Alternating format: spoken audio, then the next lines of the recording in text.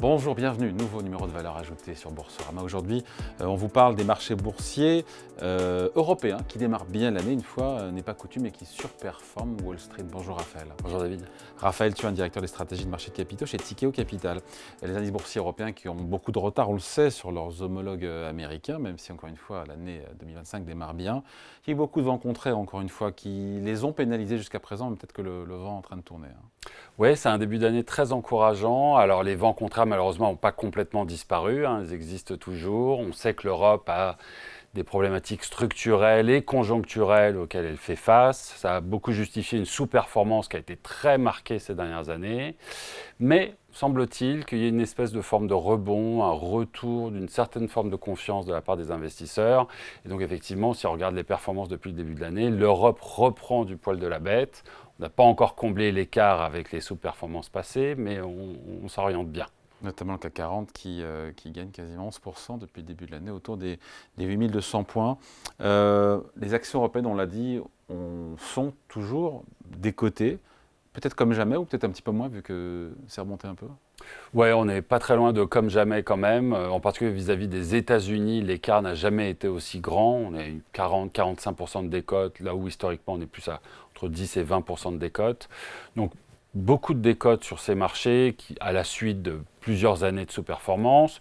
Pour des bonnes raisons, cette décote, on a un déficit de croissance, un déficit de compétitivité en Europe, une exposition à la Chine qui nous a coûté récemment avec le ralentissement chinois, une exposition aussi à cette guerre commerciale qui semble poindre son nez, en tout cas dans les semaines ou les mois qui viennent. Donc beaucoup de problématiques conjoncturelles et structurelles. On a évidemment une instabilité politique aussi, vis-à-vis de la France, vis-à-vis de l'Allemagne avec ses élections à venir. Donc ça fait beaucoup pour effectivement décourager l'investisseur jusqu'à présent. Beaucoup de ces facteurs négatifs qui justifient cette décote qui, une fois de plus, est historique. Et donc peut-être un nouveau regard des investisseurs étrangers sur l'Europe, notamment américains ? Donc voilà, aujourd'hui, on voit un appétit retrouvé dans une certaine mesure. Alors, on ne va pas crier victoire, mais peut-être qu'effectivement, à ces niveaux de décote, on peut estimer que beaucoup de négativité est dans les prix. Ces déficits structurels, conjoncturels existent, mais dans quelle mesure sont-elles reflétées dans les valorisations ? C'est peut-être quelque chose qui intéresse aujourd'hui, qui attire l'œil. Et donc, on a vu effectivement un rebond, un retour. On peut aussi estimer que sur chacune de ces thématiques négatives qui affectent l'Europe, on pourrait voir, même ne serait-ce qu'à la marge, une forme d'inflexion cette année. Peut-être facteurs négatifs qui pourraient s'estomper. Pivoter un petit peu. Alors, prenons la Chine par exemple, on sait qu'effectivement la Chine ralentit, mais aujourd'hui il y a une volonté du gouvernement d'implémenter un stimulus très important, un petit air de quoi qu'il en coûte. On sait qu'on va avoir des annonces dans les mois qui viennent potentiellement. Ça peut être très intéressant pour les valeurs européennes. Elles sont très exposées à la Chine, beaucoup plus par exemple que les valeurs américaines. Si le stimulus était implémenté et pouvait faire redémarrer l'économie chinoise, ça serait un facteur positif. On peut penser aussi au risque politique qui s'estompe petit à petit. Il avait beaucoup pesé l'année dernière, ce risque politique, avec notamment en France. Ouais. En France, ça va quand même un peu mieux. On a un budget, alléluia. En Allemagne, on a aussi des élections qui vont être très importantes. Aujourd'hui, l'Allemagne pénalise l'Europe, et en particulier vis-à-vis de cette incapacité jusqu'à présent à vouloir réinvestir dans ses infrastructures, son économie. On commence à avoir des conversations en Allemagne autour de cette thématique, laisser un petit peu filer les déficits. Ça pourrait être un facteur très positif aussi. Et puis aussi cette guerre commerciale. Alors elle terrorise un peu cette guerre commerciale. On attend les droits de douane qui vont tomber sur l'Europe d'un instant à l'autre. D'un instant à l'autre, et effectivement ça va les pénaliser. 26% du chiffre d'affaires des entreprises européennes est généré avec les États-Unis. Donc dit comme ça peut être dramatique.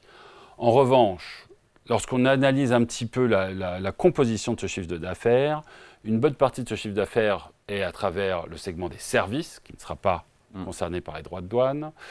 Une bonne partie de ce chiffre d'affaires aussi, environ 9%, est généré par des entreprises qui ont des usines aux États-Unis et vendent aux États-Unis. Donc pas concerné. Pas concernées non plus. Si vous enlevez les potentielles exemptions, les entreprises qui ont du pricing power, en fait, de 26% de chiffre d'affaires affecté, vous descendez rapidement peut-être à 2, 3, 4% maximum. Et puis l'euro a baissé en plus, donc l'euro, quelque part, c'est aussi... L'euro a baissé, fait amortisseur. Donc finalement, dans quelle mesure toute cette négativité dans les prix, on peut se poser la question. Et puis au-delà de ça, et c'est quelque chose qu'on a vu avec les élections américaines, l'incertitude qui est maximale aujourd'hui. L'Ukraine, les droits de douane, le risque politique, le stimulus en Chine. Une fois que cette incertitude sera levée, quelles que soient finalement peut-être les décisions derrière, ça peut être suffisant pour stimuler une forme de rebond. Souvenez-vous, en novembre, avec les élections américaines, ne serait-ce qu'avoir un président avait suffi pour que les marchés puissent se rassurer et entamer une forme de rebond. Donc tout ça peut inciter à un moment où les valos sont encore une fois très décotés, à reconsidérer l'Europe comme terre d'investissement.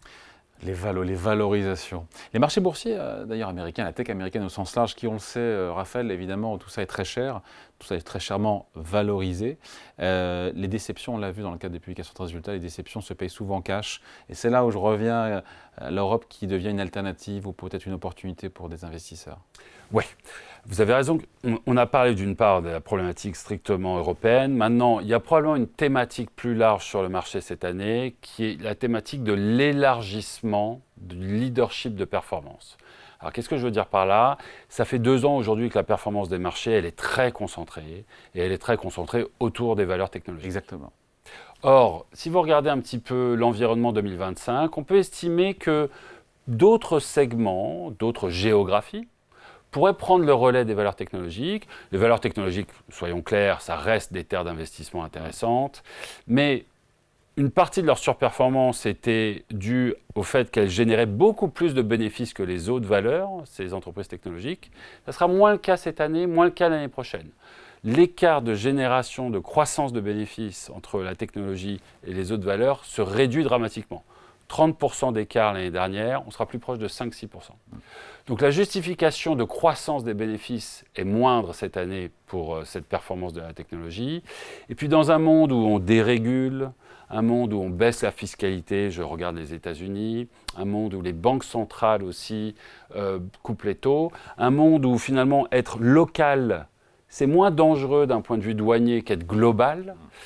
Aller faire des petites valeurs, des valeurs plus cycliques, aller retourner voir les industriels, pour d'autres raisons aussi aller voir les banques, aller voir l'Europe, qui elle aussi est plus value, plus industrielle, plus cyclique. Tout ça peut permettre d'élargir le leadership au-delà de la tech, et ça c'est une thématique. Et comment on fait concrètement pour investir si on se dit qu'on veut investir sur l'Europe, sur les actions européennes, on choisit des secteurs, des valeurs, on choisit... Ouais, il y a beaucoup de belles choses à faire. Vous savez, nous, chez Tikehau, on fait quelque chose qui est... on n'a pas inventé le fil à couper le beurre. On achète des entreprises de très grande qualité et on essaye de le faire à prix raisonnable. Et donc, on a cette approche qui est ayatollesque, la meilleure qualité possible à prix raisonnable.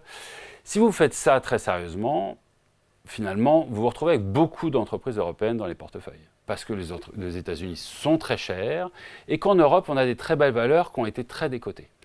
Alors, vous regardez par exemple la défense, on aime beaucoup la défense sur le marché action en Europe aujourd'hui. Vous avez des valeurs qui ont été très décotées comparées aux valeurs américaines, à peu près moitié moins chères.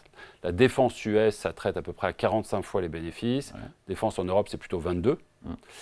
Et face à ça, vous avez des entreprises qui, en plein boom, en plein essor commercial, vous prenez Rheinmetall en Allemagne, on va parler de chiffre d'affaires qui double en l'espace de quelques années, à des niveaux de valo qui sont raisonnables. Vous avez parlé d'Assaut et des ventes du Rafale, vous avez parlé d'Airbus, de Thales. Pour ces entreprises, la problématique n'est pas la demande, ils croulent sous la demande. La problématique, c'est de faire face à cette demande et d'être en capacité de produire. Donc la défense, ça va nous intéresser. On va même regarder la tech européenne, ne riez pas, ça existe. Ouais. Une entreprise comme ASML qui a un quasi-monopole sur la lithographie des processeurs. C'est une très belle valeur qui n'a pas très bien performé en bourse ces derniers temps. On va regarder la pharma, Novo Nordisk, Biomérieux, Sartorius, des très belles valeurs européennes très décotées. On va regarder l'infrastructure. Il y a beaucoup de choses à faire et globalement, à niveau de qualité fondamentale équivalent, ces valeurs sont très décotées comparées à leurs équivalents américains. Donc voilà, il y a beaucoup d'opportunités selon nous pour rééquilibrer les portefeuilles et faire plus d'Europe. Année du rebond 2025 pour les marchés actions européens, peut-être? On en prend le chemin en tout cas. On en prend le chemin, ça vaut le coup peut-être de déployer un petit peu et d'aller jouer sur cette optionnalité. Allez, merci beaucoup. Explication signée Raphaël Thuin, directeur des stratégies de marché de capitaux chez Tikehau Capital. Merci. Merci David. Valeur ajoutée revient très vite ici chez vous sur Boursorama.